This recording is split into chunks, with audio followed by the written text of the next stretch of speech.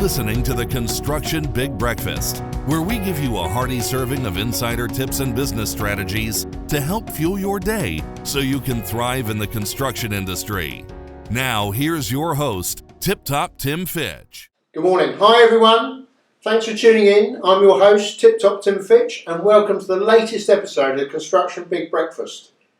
Today, we're going to be diving into a really interesting set of topics all around procurement platforms and data from your supply chain and how that can be optimized for the construction industry.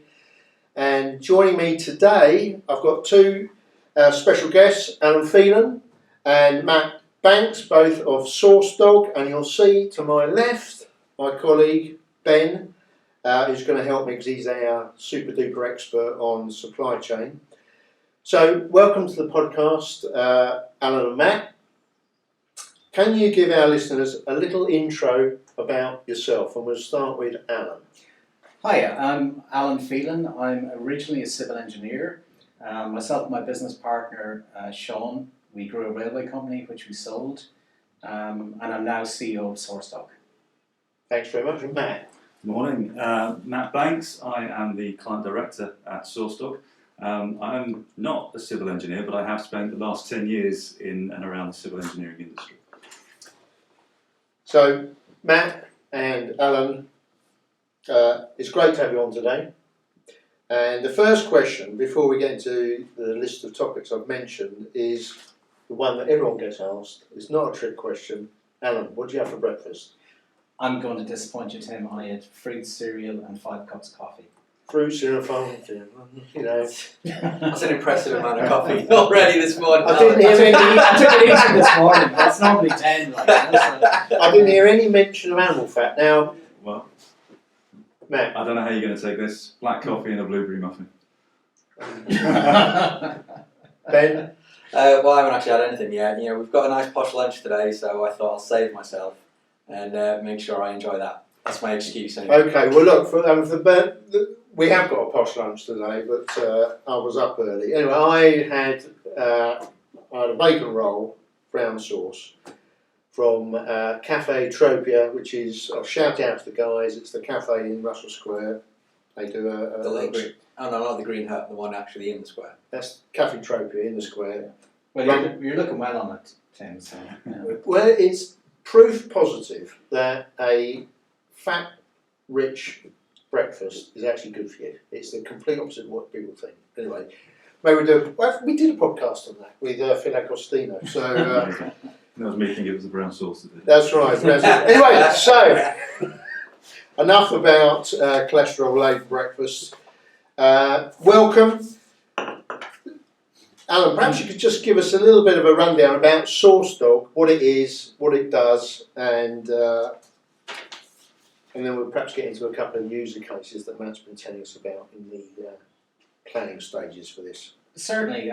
Well, SourceDogg is a supply chain software platform we've developed and deployed with lots of customers in different industries, but we've got some very exciting customers in the construction industry, both on the client side and also on the contracting and consulting sides. So the main areas we cover off are collecting lots of different types of data from your supply chain, and then improvement processes with that supply chain. So some examples of that would be, if you're looking at a large construction project, in the early phase of the project, we're collecting data around suppliers in the area, because there's a big focus now on spending with SMEs. That goes on then to the pre-delivery phase of the construction project, which is more about capability, capacity, and ability of the suppliers to deliver. Then you get into the buying phase of the project, and then you get into the delivery phase, where it's all about key performance indicators, social value data, such as carbon reduction, spend in the region, and the improvement plans around making sure all of that happens. And aggregating all of that data to allow the project directors to see that what they say is meant to happen is actually happening. Now, what fascinates me about that is that strategic view that the platform gives you across supply chain right at the very start. Is that based on aggregating data from many different projects and different clients, or is it purely focused on the instance you're talking about? Often the customer we're dealing with has got a focus on a particular project, or it's a construction company or a consultant who's got their own requirements. Like, we see themes in requirements, but every project has its own nuances on what they want to collect. For example, if we're dealing with a project type instance, they're often very focused on spend in a particular area, so it's around data collection for that particular region of the country, because it's about regional stimulus and spending in the region of the project. If we're dealing with a company, it's about different topics, because they're looking at the data across all their projects, and they're often more focused on the spend with the bigger suppliers as well as with the smaller suppliers. So we see different requirements from a project to a company setup. And then when you talk about the different sources of data, we've data that we collect for the customer, we've data flowing through our platform, but we also merge in data they will have from other sources, such as accounting systems or other project systems and other data providers. And we aggregate all that to give them a unified view and fill in the gaps of what's missing. So it's often quite a bit of discussion with a customer around what are you trying to achieve? What is the source of the data? Is it data we need to collect, or do you have it from somewhere else? What do you want to demonstrate to your board, your project board, your company board? And what data do you want to trend, analyze and view to show that you're on track? So it's interesting. So that's one of the sort of key cultural changes, I guess, required. I think construction has always been reasonably good at measuring stuff, collecting data, but atrocious at actually using it and understanding why we were collecting it in the first place. Often they've been told they have to without really understanding why they're doing it or what to do with it thereafter, and closing that loop and learning. And I think from what you were saying, Matt, that's sort of some of the conversations you try to have with your clients. That's right, yes. But you're quite right. I've seen it in many times. As an industry, construction is excellent at collecting data, you said. They collect all sorts of things, and it all goes into all sorts of spreadsheets, and then people park it and then put it away, and then they move on to the next job, and that all gets forgotten. With SourceDogg, we bring that up, we put visibility, we put reporting, we put layers of graphs, charts, we make it accessible to the business, and we hopefully get it up to the board level, so that these people at the very top who are making these key decisions about where their supply chain sits, who they're going with, actually have access to the data in a consumable form in order to back those decisions up. And in terms of that collection of data, is SourceDogg replacing the spreadsheets and some systems, or is it interoperable and dragging data from existing sources where possible? Interoperable. I would say SourceDogg is a streamlining tool. It will replace, or it can replace, but it's a case-by-case, customer-by-customer choice, really. The capacity is there if the customer chooses to use it. Yeah, I mean, if the customer's got structured data in whatever form, in whatever system they have, we can take that and merge that together, and then our system will also collect other information that is flowing through our own tool set, if you like. But the idea is to put it all together, and the best discussions we have with customers is, where do you want to be with data? What are you trying to measure? What are you trying to improve? Because if we know that, then we can say, well, where does that come from? How do we collect it? How do we trend it? And how do you achieve that? Spreadsheets are great, but the more spreadsheets and emails we can get out of a company, the better, because the thing about spreadsheets and emails is very hard to pull them together at a business level or at a project level. So the more you get your data structured and into an analyzable setup, the more you can trend and show you're heading in the right direction. And just to add to that, although it is sometimes very difficult to think that far ahead, particularly at the start of a project. If you can identify what are you going to want to analyse, what are you going to want to report, what's your kind of top level KPIs, then it's moving backwards through the data lines that you need to collect and working out what you actually want to suck into the system.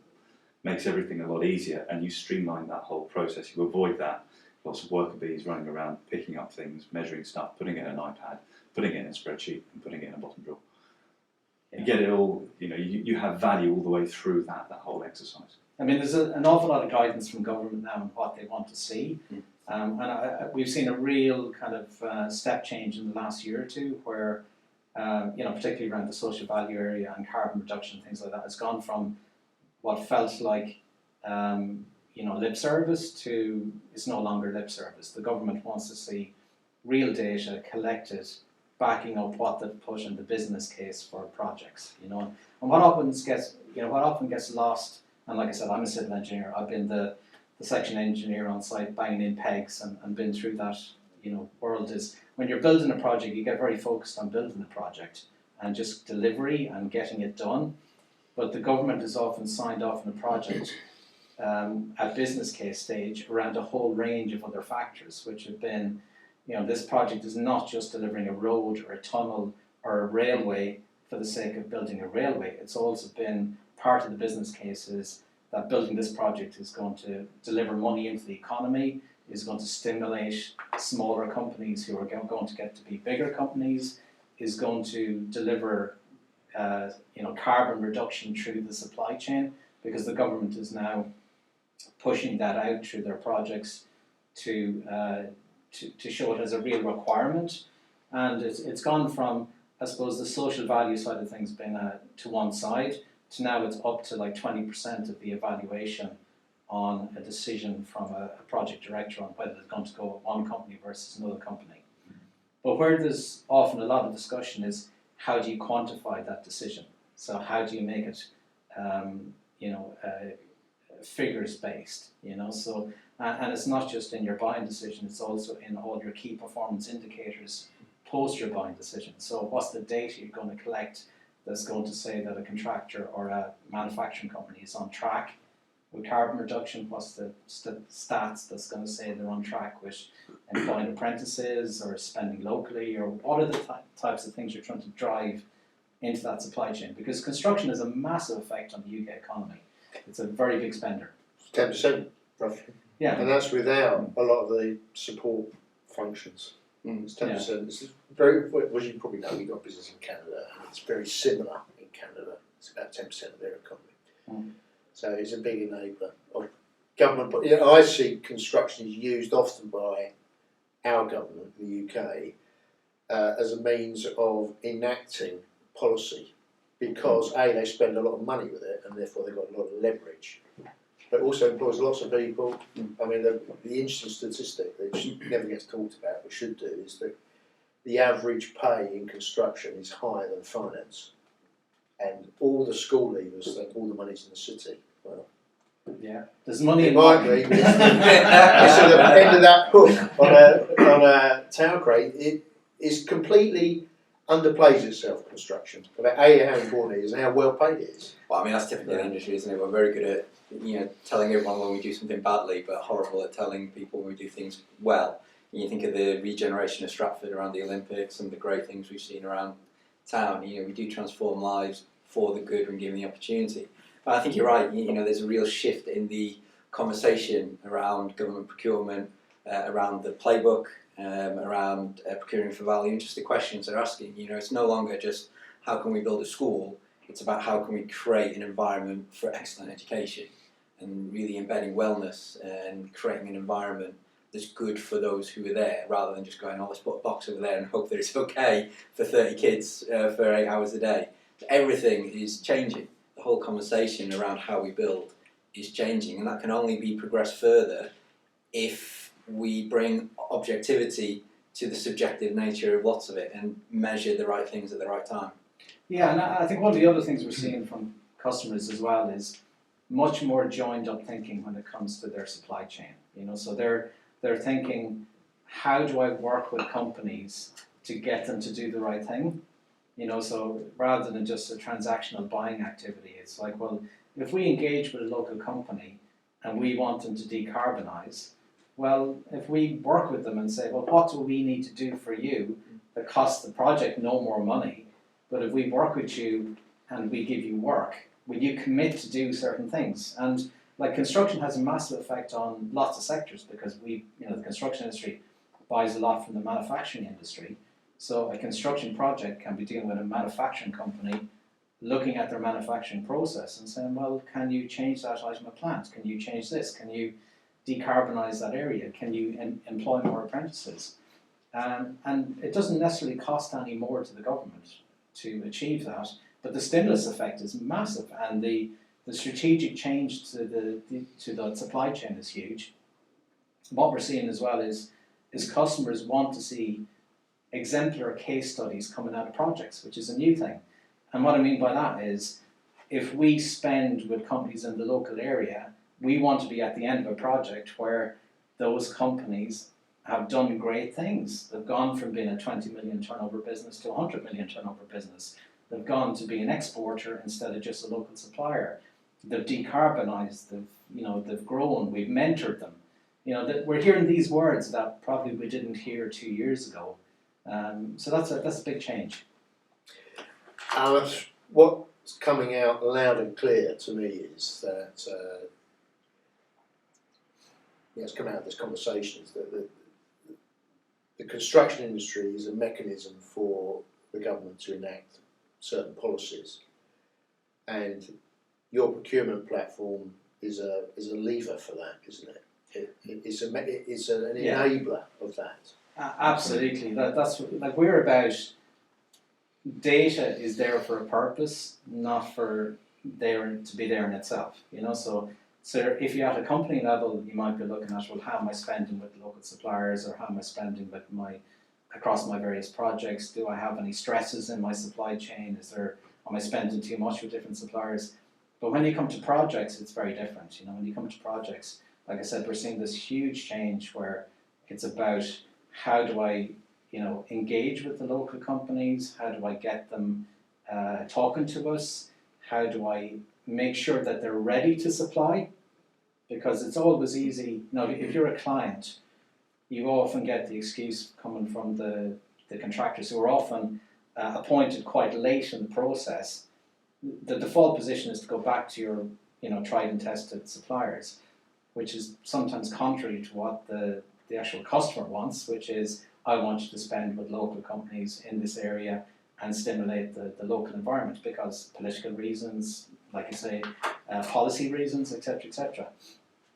But the more you engage early, the more you give those local companies the chance to know what the standards are required.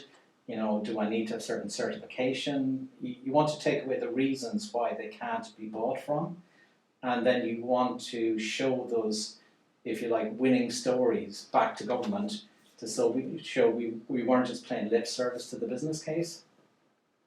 So big change. One of the things you sort of touched upon there, Alan, is sort of the resilience of your supply chain, which I think is something that's often overlooked. When you're a client, you appoint your tier one and you're almost happy there. You go, no, the risk is yours. When really it isn't, because especially if you're really employing locally, you could quickly find that 4 of your tier ones are all employing the same local guy, and all of a sudden he can't cope. With that data that you guys are collecting, you can better understand your supply chain, I assume, and understand where those levers might be pushing a bit too hard, maybe. Absolutely. Like we've all seen, particularly coming out of COVID, there's been a lot of companies, go to the wall, and again we're seeing a big change in focus on projects, where I think previously often the government customer felt their responsibility ended at a point in the tier one contractor, and then the supply chain, not our problem. That's definitely changing. The government customer now is saying, I want to know who my tier twos and tier threes are. I want to know if they're overstressed or under pressure. I want to have alternatives if something goes wrong. We're seeing on certain projects where the customer is putting in place communities of supply, which means that they're benchmarking the tier 2s and tier 3s against each other. But also if a supplier is stressed, it gives the opportunity for another supplier to maybe take some of that workload and get the ultimate goal, which is delivery of the project. You know, we Yes. all have to focus on the end, which is on time, to budget, and in accordance with the government requirements. You know, so, and like I said, I've been that soldier out in sight, and you're just thinking muck and bullets and get the thing built. But if you're at a senior level in a construction company or at a client level, you have to think, what is the government trying to achieve here? What is the objective of this project? And it's not just about building something and fighting with each other. Sorry, Matt, you were going I to was going to say. say, I think that's one of the big changes that we're seeing. It's in the attitude of the clients and of the government in setting up that antagonistic project structure that has existed before. Government is, as Alan said, they're not drawing a line once they've appointed the tier ones and saying that's all of your problem, which then becomes many problems potentially depending on how many tier ones they've applied. And government, we're even talking to them, and they're aware now that ultimately the supply chain data that is coming from these projects, really that belongs to them as the government. So they're now starting to have thoughts about, well, we've got lots of large projects going on with lots of supply chain data coming through. Shouldn't we have some sort of mechanism of corralling this, putting it together? That's fascinating. So it's now seen as, you believe it's emerging as being seen as a strategic resource for government and government policy. Yeah. I love the point you made, Alan, that, you know, everyone who's in sales knows that you've got to understand your customer, what they really want. And it's easy to say they want a drain, isn't it? Yeah. But if you're part of one of these larger projects, there's government policy behind that, which isn't just about building the drain, it's about these other things. And that's what a lot of those hoops are for, isn't it? They're trying to upgrade the supply chain and also enact certain policy decisions. They need to prove they've done it. So, and I think the message is getting through, because it's, you know, I think it's, people respond to how they're measured, and how things are measured has been changing quite rapidly. And you see it first on the sales side of companies in the construction industry, manufacturing and contractors, because they're being asked now to respond to tender questions from the customer on all these areas. And you can't just give a blasé answer, because that falls apart when you go into post-tender interview. And because there's now 20%, you know, on certain projects relating to this area, you have to be able to back it up. You know, so it's now, well, what data have you got that shows that you actually do these things? You know, it's not good enough to just write out a few, you know, paragraphs of boilerplate and bang it into a tender. You need to give the customer confidence that you really believe these things and you actually live these things.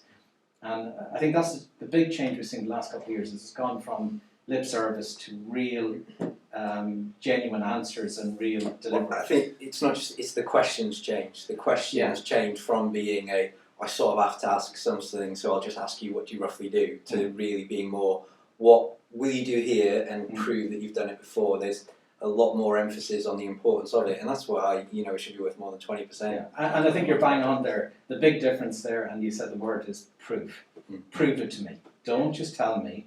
I want proof, I want data, I want real information that shows you mean this. I was just going to add, I think you're right, the questions have changed, but there's a far better understanding of why those questions are important. Why are we asking these questions? Whereas 5, 10 years ago, we knew we had to ask something about carbon, we knew we had to ask something about social impact. Now there's a far better understanding across the whole board why that is an important question and what we want as a positive result. And when you understand the why, then what you're measuring becomes more significant. You can focus in a bit more on what that is, and you're away from that, we just need to collect stuff situation.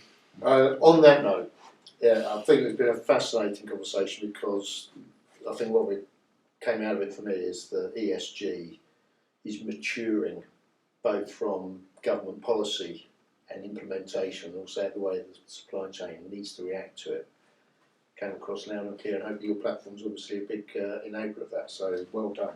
So on that note, let's wrap up this conversation. It's been very insightful, and thank you for joining me today. Thank you, Tim. Matt. Pleasure.